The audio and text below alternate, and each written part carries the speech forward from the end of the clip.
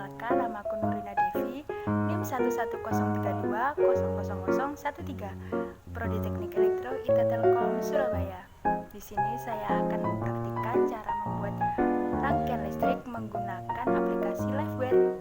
Oke, mari kita coba. Rangkaian pertama yang akan kita buat adalah saklar, baterai, dan lampu.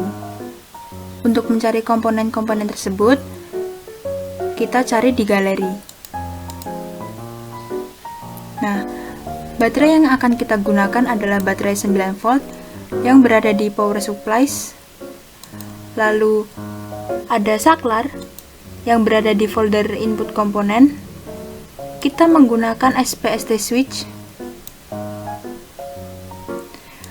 Saklar ini adalah saklar sederhana.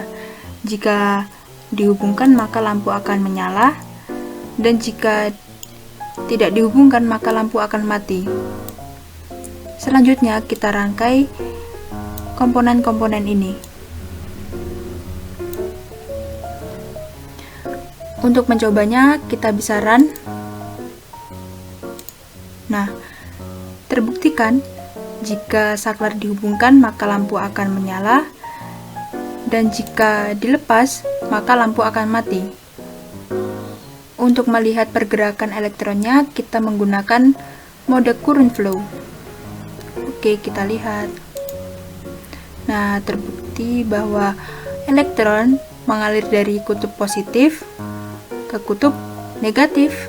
Jika kita lepas maka tidak ada pergerakan elektron karena tidak ada arus yang mengalir.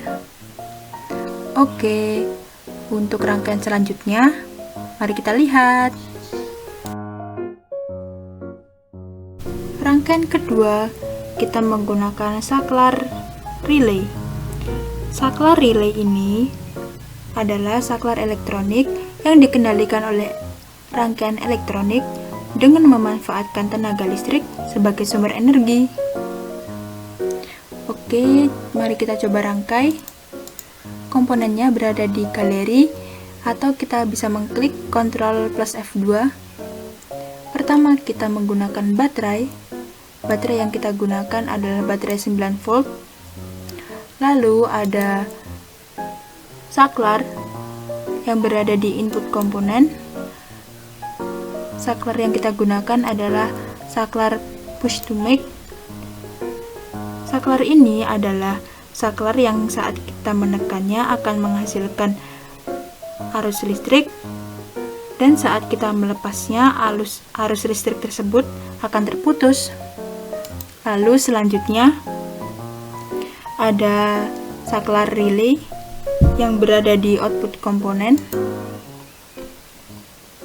Kita menggunakan DP-DT relay. Selanjutnya ada lampu yang juga berada di output komponen. Lampu ini kita letakkan di bawah, lalu kita miringkan. Selanjutnya ada AC voltage source. Ini adalah sumber arus bolak-balik yang berada di power supplies. Nah, seperti ini. Perlu diketahui bahwa baterai adalah sumber dayanya. Ini kita rangkai. Seperti ini merangkainya kira-kira.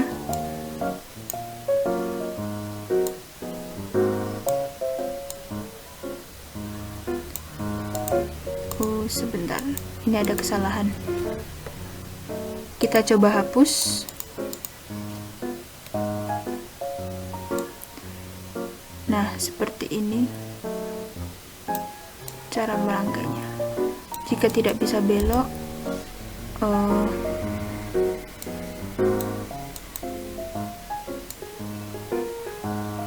nah, seperti ini. Lalu ini kita hubungkan juga. Untuk menjalankan rangkaiannya, kita bisa klik run atau F9. Nah,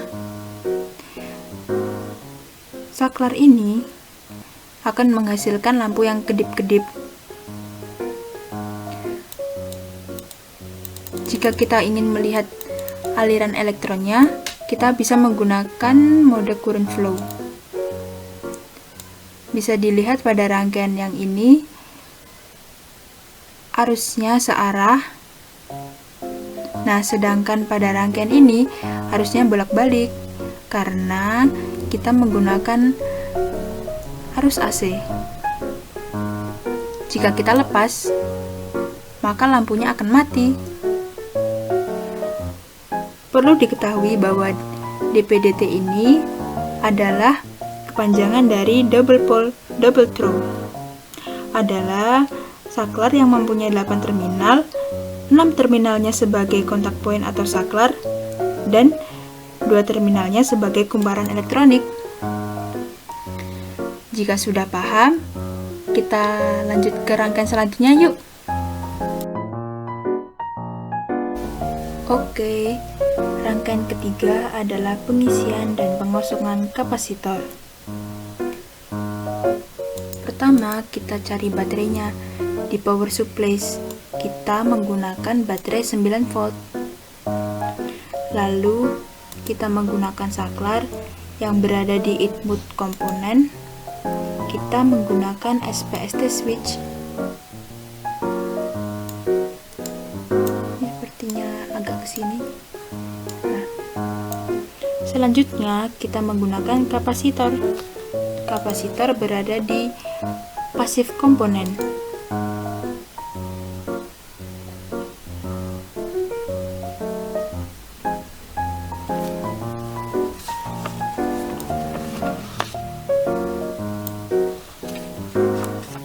Selanjutnya, kita juga menggunakan saklar lagi yang berada di input komponen.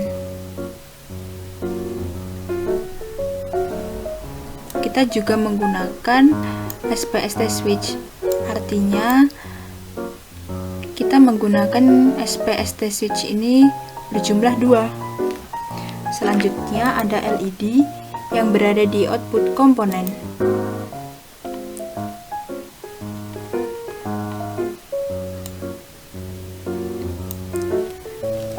Lalu kita rangkai komponen-komponennya.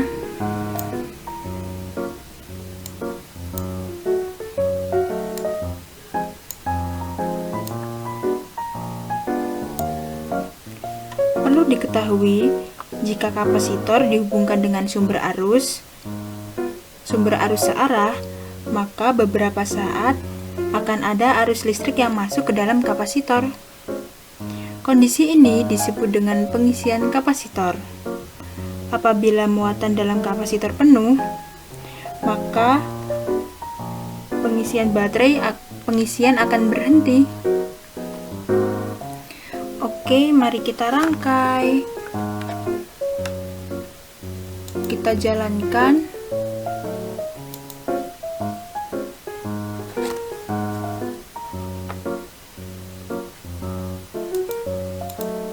Nah, pada kondisi ini disebut dengan pengisian kapasitor.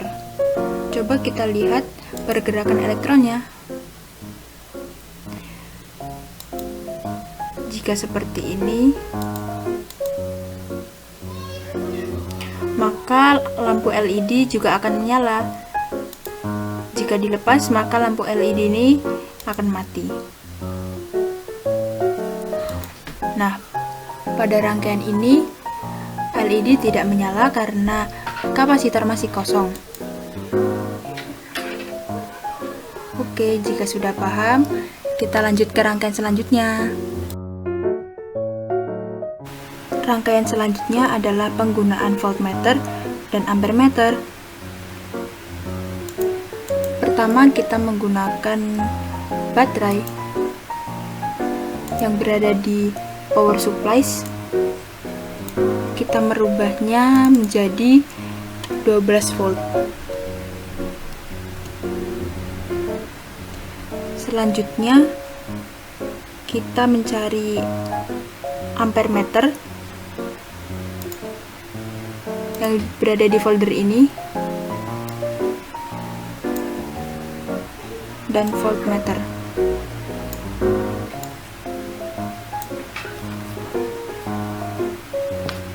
Ampermeter digunakan untuk mengukur arus searah maupun bolak-balik, sedangkan voltmeter adalah alat yang digunakan untuk mengukur tegangan.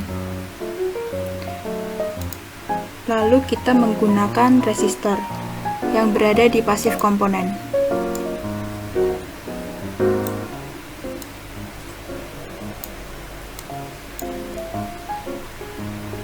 Resistor 1 berukuran 1K dan resistor 2 berukuran 2K. Ini kita miringkan. Lalu kita rangkai semua komponennya.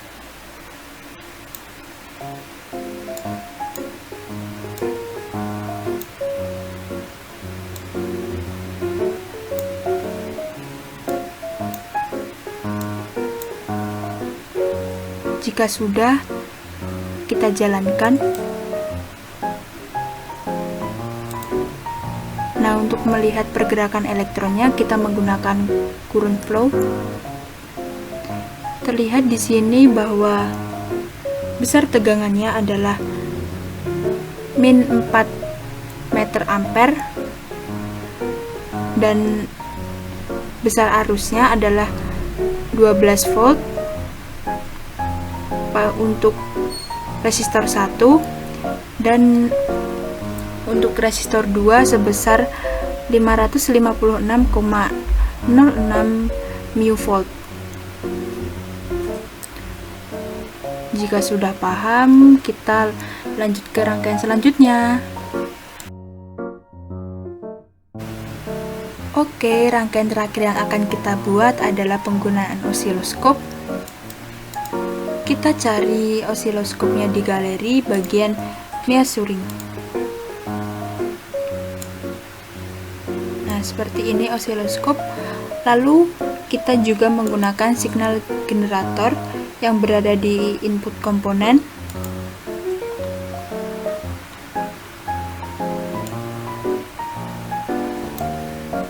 Kita hubungkan channel 1 positif dengan signal generator negatif dan channel 1 negatif dengan signal generator positif. Sepertinya agak sulit ini, tapi tidak apa-apa, kita coba saja.